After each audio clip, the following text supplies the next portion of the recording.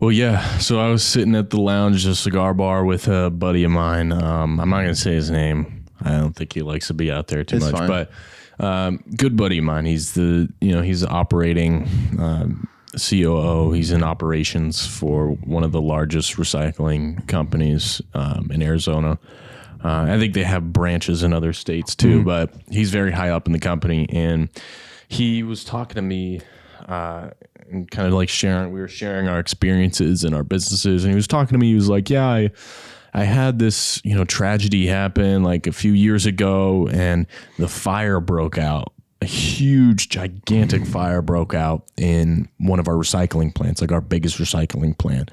And it was like the largest fire that Arizona had in a while. It made national news, not just local news, but national news. That's how big it was. It was a multi-million-dollar loss. Yeah, it was big, heavy. I don't even know if I want to say the number, but it's a lot of money that they lost because of this fire.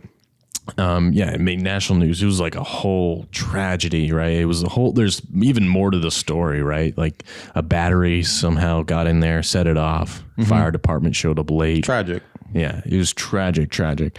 And, he said that, just recently we came back from it fully, and, we're back in action. Like we just recently got back to where we were before the fire. It was years ago, yeah. Yeah, it was years ago, and they just rebuilt. And, the conversation kept going on, and then he went back to me, and, he's like, well, what about your business? And we started talking about my business and how it's going lately. And he's like, oh, yeah, I've been seeing like your podcast clips, because we talk a lot in this podcast about telling the stories about each business, and each business has a unique story to tell. And it's kind of our job to find that unique story. Yep. And he was like, oh, what story would like a recycling company? Like, there's no way you can tell a story. Yeah, it's boring. Like, what story would you tell in a recycling company?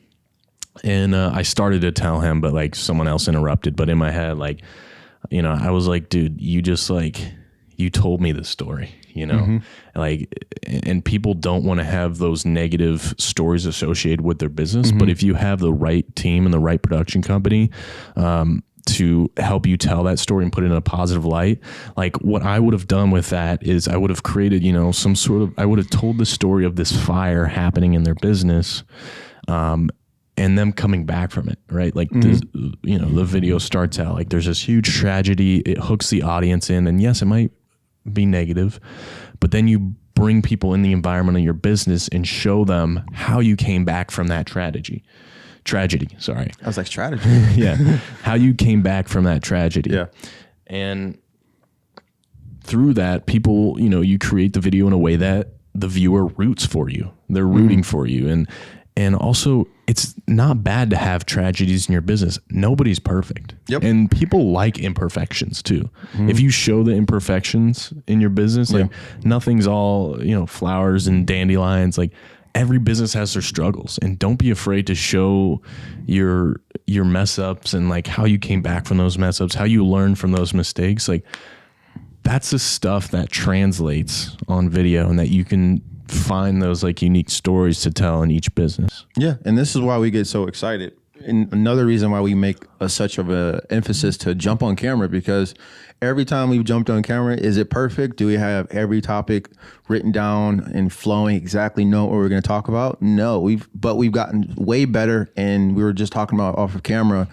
Well, probably at the beginning of this, where the camera was either on or about to be turned on. 20 episodes from now, we're going to be so well in terms of how we can flow. And you might be watching this, and a few of you might see us 20 episodes later, and you'll see and understand what we're talking about. But a lot of people want to bury their adversities. For us, we get excited because we want to add on that rainbow or the next climax of success to see it through, instead of burying it. Right now, we know we suck. Yeah, exactly. That's what I was saying. We know we suck compared to what we're going to look like 25 episodes, 2 years from now, 3 years, 5 years from now. Yeah. And that's where we get excited about as a creative agency, a production agency.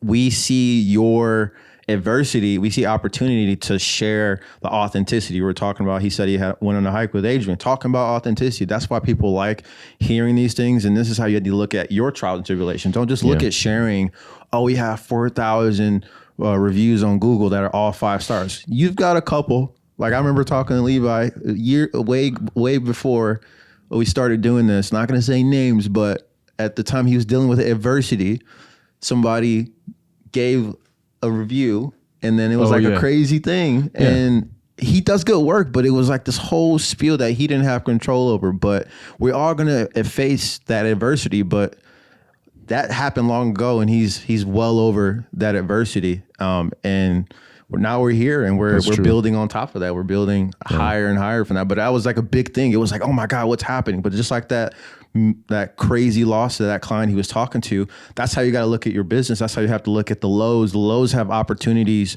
to present highs when it comes to your audience, because people like authenticity. That's why that's like how you grow. Talk. Yeah, is through those mistakes in your business and through trying different things. If you're just you're doing the same thing and you don't really have a marketing plan, like if you're just winging it, then you're never going to grow. Your company's just going to stay stagnant.